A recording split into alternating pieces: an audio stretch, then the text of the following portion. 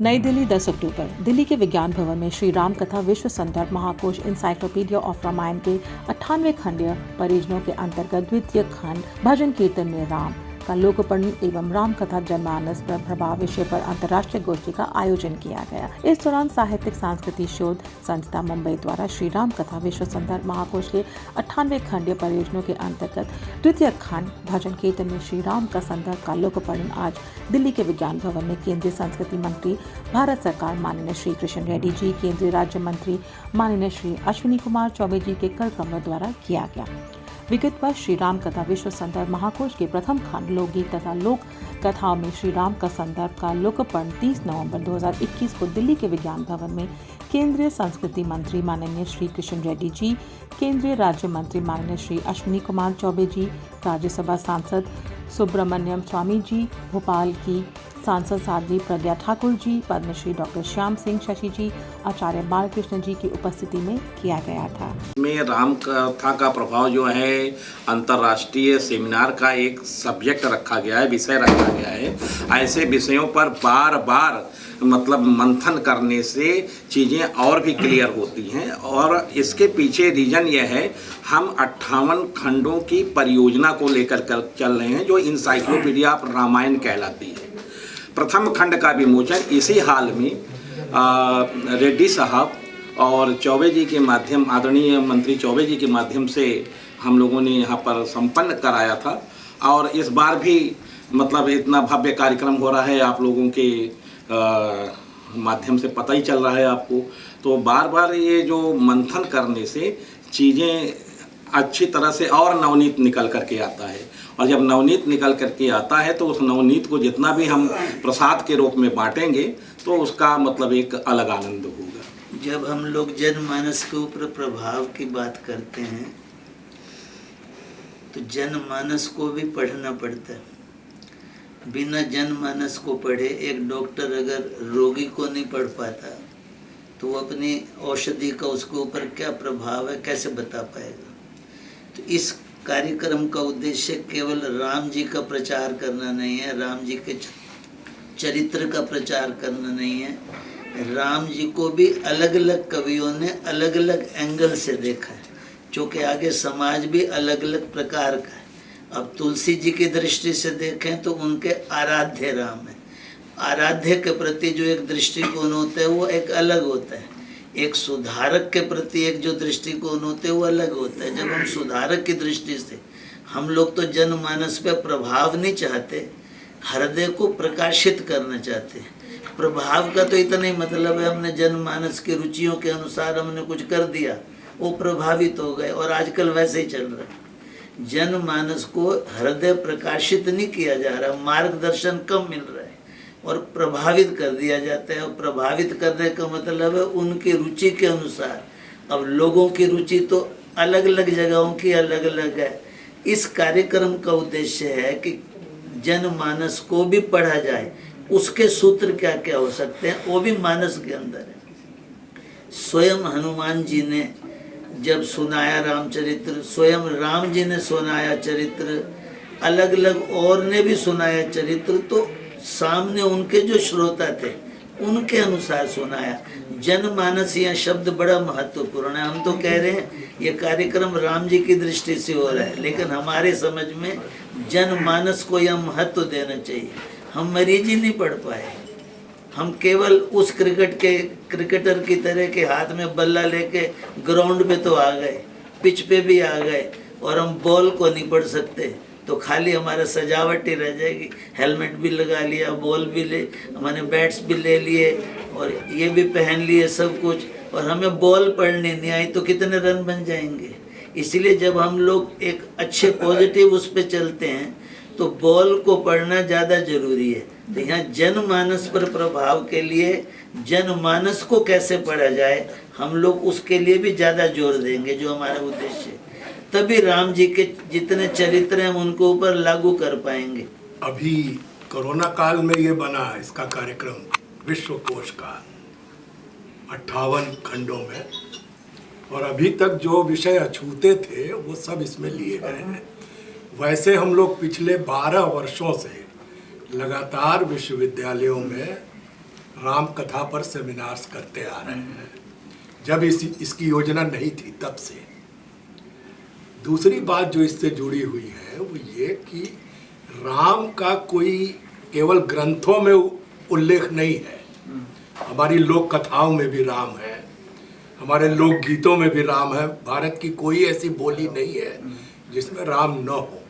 भारत की सारी भाषाओं में राम कथाएं हैं।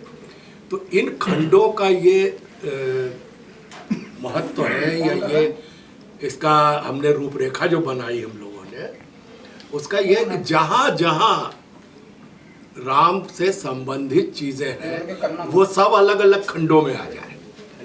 तो इससे ये हुआ है कि जो चीजें अभी तक जनमानस को पता ही नहीं है, और ये केवल देश की बात नहीं हुई, हम लोग और देशों में भी जाकर देख रहे हैं। देखिए मलेशिया से हमारे सामने, मॉरिशस से हमारे सामने विद्वान आए हुए हैं। हर देश में हम लोग जाते भी हैं और वहाँ देखते हैं कि कहाँ रामलीला हो रही है, कहाँ राम पर लोगों ने काम किया है। तो हमारे पास छिटपुट तो श्री राम के बारे में बहुत कुछ है, लेकिन एक जगह, एक विश्व कोश की तरह हमारे राम जी का आदर्श देखिए, चरित्र देखिए। उन्होंने अछूतों को गले लगाया, केवट को गले लगाया, सबरी के जूठे बैर खाए, और अधम जाति का पक्षी गीध, जो अगर आपके मकान पे बैठ जाए तो आप अपने मकान की शुद्धिकरण कराते हैं, उस गीध को अपनी गोद में रखकर उन्होंने उनके घाव को धोया और अपने हाथ से उनका संस्कार किया। ये है हमारा राम का चरित्र। सर, राम के इस चरित्र से आज की जो कार्यक्रम है इसको कैसे आप जोड़ते हैं? इसीलिए तो ये साहित्यिक सांस्कृतिक शोध संस्था राम के सारे विषयों को, अभी हमारे दिलीप जी भी कह रहे थे कि जन जन में किस किस तरह से लोग राम को देख रहे हैं, सबको हम लोग एकत्रित कर रहे हैं। 58 खंडों में इसकी रचना हो रही है, लोक भाषा में, भजन कीर्तन में, नाट्य कला में, रामलीला में, विभिन्न तरह से राम को किस तरह से लोग अपना रहे हैं। आज हमारे बीच देखिए मॉरिशस से आए हैं, इंडोनेशिया से आए हैं, अमेरिका से आए हैं। राम को पूरा विश्व आज अपने संविधान के रूप में राम के चरित्र को लेना चाहते हैं। निवासी अच्छा, सबसे पहले ये बता दो जी कि लगभग 190 वर्ष पहले जी हमारे पूर्वज यूपी और बिहार से मॉरिशस गए। उस समय अंग्रेजों का राज्य था, भारत में भी और मॉरिशस में। 1833 में एबॉलिशन ऑफ स्लेवरी जिसको कहते हैं, इसके बाद वहाँ पर मजदूर खेत में काम करने के लिए कोई नहीं था, इसलिए भारत से मजदूर गए, जिसको बोलते हैं गिर में क्या मजदूर। जब वे लोग गए थे तो लोग अशिक्षित थे, पढ़े लिखे नहीं थे। वे लोग अपने साथ रामायण लेकर के गए थे और हनुमान चालीसा। तो उन लोग को ये प्रलोभन दिया गया कि आप पत्थर उलाटेंगे तो सोना मिलेगा। छलावा था। जब वे वहाँ पर गए, उस पर अन्याय, शोषण, अपहरण होता रहा, कोड़े की मार। एक वाक्य कहा जाता है, लाए मॉरिशस में भारत माँ के लाल रामायण, गम सहे लाखों फिर भी रखे रामायण को संभाल, मौत बेहतर जुल्म सहे कोड़े की मार, ऐसे कठिन समय में रखे रामायण को संभाल। वे लोग जब रामायण पढ़ते थे तो उनकी पुस्तकें छीन लेते थे। उनको भय था कि अगर हिंदू लोग पढ़े लिखे हो जाएंगे तो विद्रोह करेंगे। उनकी नौकरी चली जाती थी, फुसला करके जमीन हड़प लेते थे। लेकिन रामायण के बल की बदौलत वो लोग पढ़ लिख करके आज उन्हीं की संतान प्रधानमंत्री है, उन्हीं की संतान राष्ट्रपति है।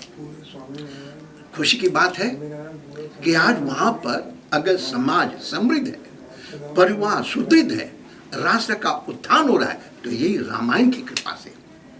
रामायण की कृपा से हम लोग मिलजुल करके रहते हैं। इसलिए एक अमेरिकन राइटर मॉरिशस में आए थे और उसने देखा मॉरिशस तो है सुंदर ही, जिसको बोलते हैं धरती का स्वर्ग, रामायण का देश, लघु भारत आदि आदि कहते हैं। लेकिन उसने यहाँ देखा कि रामायण का इतना प्रचार हुआ, लोग मिलजुल करके रहते हैं, तो उसने एक वाक्य कहा, God Mauritius was first made and God copied heaven from Mauritius. अर्थात मॉरिशस का पहले निर्माण हुआ और भगवान जब स्वर्ग की रचना कर रहे थे तो मॉरिशस की नकल है। आज के कार्यक्रम का 3 विषय प्रमुख है। पहला, राम कथा विश्व संदर्भ महाकोश का लोकार्पण। दूसरी चर्चा, राम कथा का जनमानस पर प्रभाव। और तीसरा है संगोष्ठी समारोह, मनीषियों का, विद्वज्जनों का और सम्मान समारोह। इन तीनों, ये जो ग्रंथ लोकार्पित हो रहा है, इसके प्रधान संपादक डॉक्टर प्रदीप कुमार जी साहित्यिक सांस्कृतिक शोध संस्थान मुंबई से हैं और सारे कार्यक्रम के सूत्रधार हैं।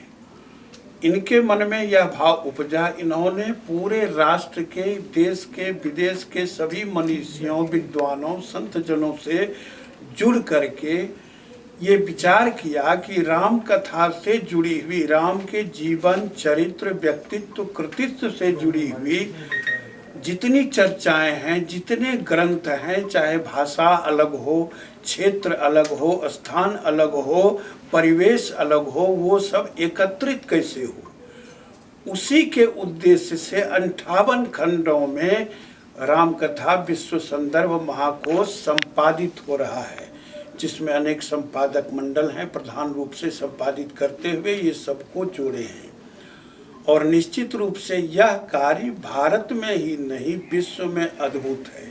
ये कार्य कितने दिवस तक चलने वाला है? कौन कौन लोग भाग लेने वाले हैं? आज का कार्यक्रम तो जो तीनों कार्यक्रम है वहीं तक है, लेकिन ये 58 खंड भिन्न भिन्न समय में संकलित हो जाएंगे और संपादित होते जाएंगे। बच गया राम कथा का जनमानस पर प्रभाव, राम के भाव का, राम के प्रभाव का, राम के स्वभाव का, राम के अनुभाव का, राम के विभाव का प्रभाव आदि काल से है। जब से भगवान श्री राम हैं, पृथ्वी पर आए, तब से आज तक है और प्रभाव है। तभी तो सारे विश्व में ऐसा कोई जगह नहीं है, ऐसा कोई स्थान नहीं है, ऐसा कोई कोना नहीं है जहाँ राम की चर्चा ना हुई। रामायण इंडोनेशिया में हमारे ब्लड है, जो हमारे खून है।